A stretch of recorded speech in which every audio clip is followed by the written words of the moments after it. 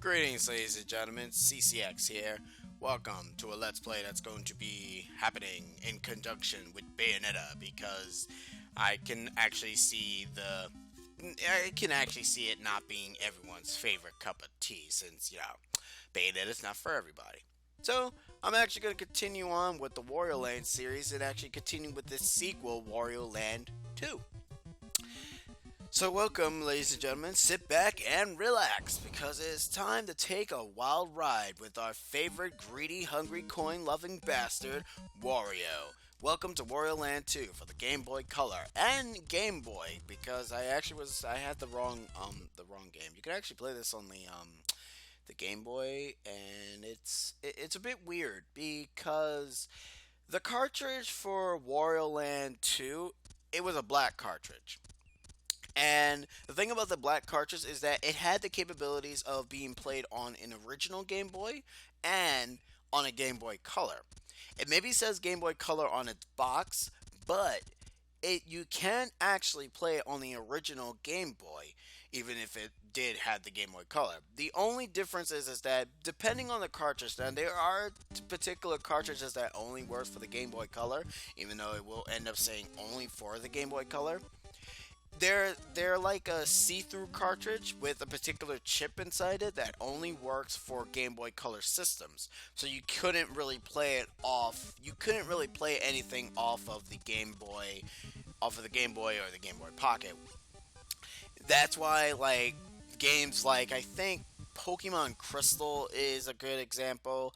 And there's another game that actually does something that actually has different gameplay if you play it off of the Game Boy or the Game Boy Color. Conker's Pocket Tail, which basically had a black cartridge as well, which allowed you for different gameplay elements to be changed and different minigames to also be a little bit worse or a little bit better, and also level designs to be a bit odd. Now, you had a choice between the two. Like I said, it's very innovative how games can sort of change in terms of color. But anyways, enough of that. Time for chapter 1. One noisy morning. Story 1. Turn off the alarm clock. Now here is our intro stage. You can actually stay here and actually sleep for the rest of your life and end up in another section. But this is the first playthrough of Wario Land 2. So we're actually going to continue and actually turn off our alarm clock. I like that the music, though, it ends up having the alarm clock being heard throughout the entire level. So it's a nice attention to detail. Now, the thing about Wario in this game than in his sequel is that he now has no health. So when he gets hit, he does not lose any health, or he doesn't shrink, as to say. But now he has power-ups. Quote-unquote power-ups being that he does not have the Mario equivalent Fire Flower or the Wing Cap or what have you. No, he has power-ups that are indicated by hazards. Say you get butt burnt, you become Fire Wario. If you end up you end up taking an iron flat on your face, you end up becoming Flat Wario, and so on and so forth. It's actually pretty innovative, and it makes the gameplay. I don't know. There's really nothing there. Oh, okay. Well, that's good to know. I learned something new. I learned something new. But anyways, as I was saying, yes, he has now hazard power-ups instead of, regular typical power-ups such as fire flowers, wing caps, and all that other nonsense. But you know what? That technically ends up giving Wario a basic unique style to himself and not like the same old bit. Now, the main goal is still collecting coins, and there is a reason for that. Unlike in the original previous one, which it just changed the ending, there is also a reason to actually obtaining coins in this game, and it allows you to play bonus games in a lot easier manner. In this game, there are two bonus stages. There's the number bonus game, and then there is the treasure box matching minigame. Now, these two bonus games you do need to play to be able to actually get access to particular sections of the game. The treasure chests end up allowing you to actually get the full ending of the game, while the map actually gives you a bonus stage. Yeah, we're just getting all our commentary right out the gate, ladies and gentlemen, because after this point, it's just going to be me talking about each and every single level, because I really do not want to go ahead and actually waste time explaining the game mechanics. You know how it is. Any Let's Play that anybody starts, they always go with the game mechanics first before all else. Like, seriously. So you literally blow your load before you even start the game. Hey, you gotta go and do something, right? Now, I actually did not go into the controls. How silly of me. Wario, if you press the down button, you end up doing a butt stomp. If you press the B button, you end up doing a charge. And that's really it, because Wario does not have any other sort of abilities. He won't get any other abilities until Wario Land 3, but until then, oh hell, not even until Wario Land 4, in fact. So until then, whatever. End up destroying that dryer and that dresser, and you end up getting yourself access to a bonus minigame. This bonus minigame is based off matching.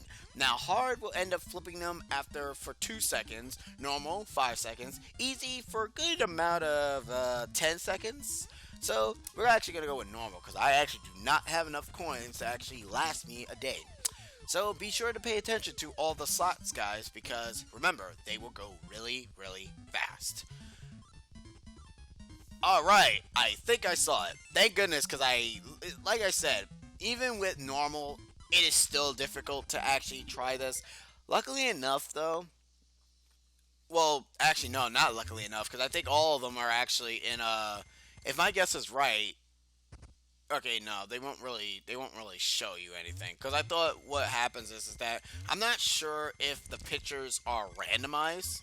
And what I mean is that are they randomized if you fail the minigame, but if you go back, they won't. They will be in the same location. That's probably not the case, but whatever.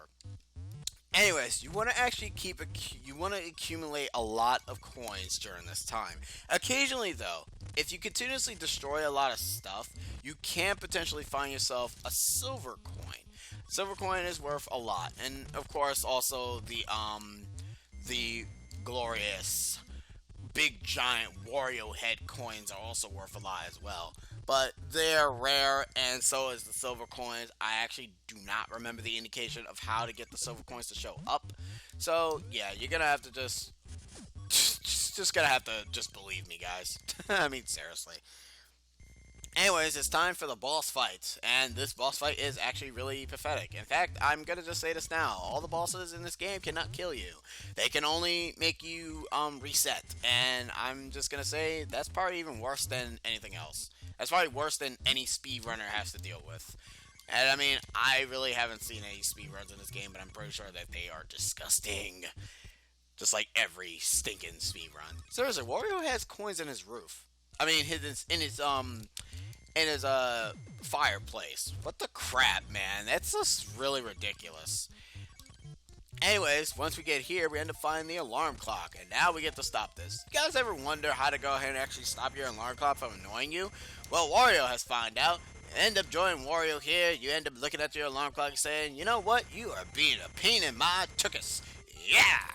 And that's how you destroy the annoying alarm clock, guys. Remember, kids, butt stop your alarm clocks and you can stop them as much times as you can.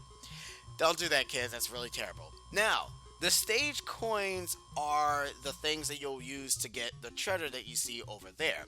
The total coins will be used for this minigame. So it actually gives you a chance of accumulating a lot of coins if you manage to go ahead and actually keep a lot of them.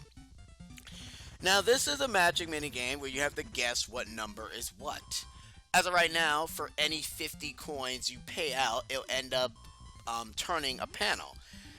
It's basically trial and error at this point. I still don't know what it is, but all I know is that it is missing a white texture. I'm assuming this is not 7. This looks like a number 4. Okay, no, it does not look like a number 4. What is this? Oh, wait, no, it is 4. And once you think you've gotten the answer, click the button, and you get it right. And then the lock goes away, and you get yourself the first map piece. That's right, ladies and gentlemen. The first map piece. Yeah. It's very nice. Every single time you finish a stage, the game will save. In the Game Boy version, this save screen actually keeps on flashing. So if you're epileptic, yeah, you can tell how annoying that would be. Anyways, chapter 1. Still one noisy morning. Now you have to turn off the giant faucet. Hmm. We shall continue on more in this, because, I mean, why not? Like, these levels are not really that long, especially their objectives. Now, this level can be a little bit of a pain because you have the water currents. You guys remember the water currents in Wario Land 1. If you guys haven't really watched Wario Land 1, I don't really blame you guys. Like, I was a bit of a newbie Let's Player. I mean, I'm not, I'm not an expert. Like, nah, man, I'm not like God tier. Nobody's God tier. Anyways, in this level, you're going to be fighting over the current. It ends up giving us another gimmick that will also be in other Wario Land games as well. It's called the Bubble Gimmick, which is basically a power-up as well. And, here's our power-up right now. Here is Fire Wario. Occasionally, after a certain amount of time, Wario will be engulfed in flames. To be able to actually extinguish them as quickly as possible, end up going inside of water.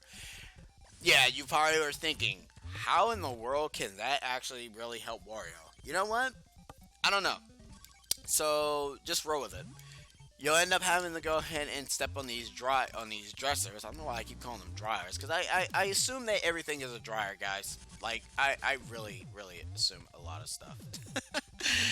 Ah, man, I need help with my furnitures. Occasionally, you will find fishes. Now, don't worry, though. These fishes cannot hurt you. God forbid. But they will be the bane of knocking you into the water, so be careful. Be sure to actually ground pound them. Be sure to hit them so you can actually not have to worry about them pushing you into the water. Now, this is troublesome because this is where the next bonus stage is located. And I actually do not want to enter that yet. Not until we get to the... We do want to get that. Alright, now we're actually pretty cool. Now I can go into the bonus stage. That silver coin you just noticed is gave me a whopping 200, I guess? I guess that's what it is. So now I have the capabilities of actually doing this minigame. So we're actually going to showcase normal again. Sadly, I was not paying attention to all of the slots, so this is going to be interesting. Now I have to actually focus, guys. Time to activate my ninjutsu. Ah, found you. Haha! I'm doing good. My ninjutsu is the best of all ninjutsu. I call it the eyesight ninjutsu. Because at the later seasons of Naruto, we actually stopped using hand seals. Seriously, have you guys now seen them that they no longer use hand seals anymore? Like, whatever happened to that? Now, that's actually... Okay, now, these are slopes. Slopes are very important in the Wario Land series, which will be a main staple into all of them. If you end up pressing down a slope, you can curl up into a ball or fail just like me. What we're trying to do, we're trying to jump in there to be able to actually get access to these coins. That rolling into a ball gimmick is going to be more important. Now, this enemy here, you cannot harm because he is made out of some very weird glowy substance. So, what you want to use is an enemy to be able to kill him.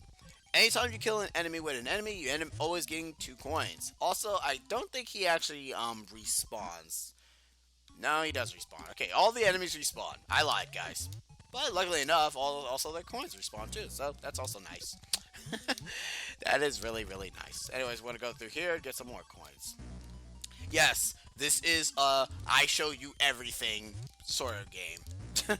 To be honest though, I'm probably going to forget where a lot of nook and crannies are in this game because, like I said, it's been a while since I actually 100%ed Wario Land 2.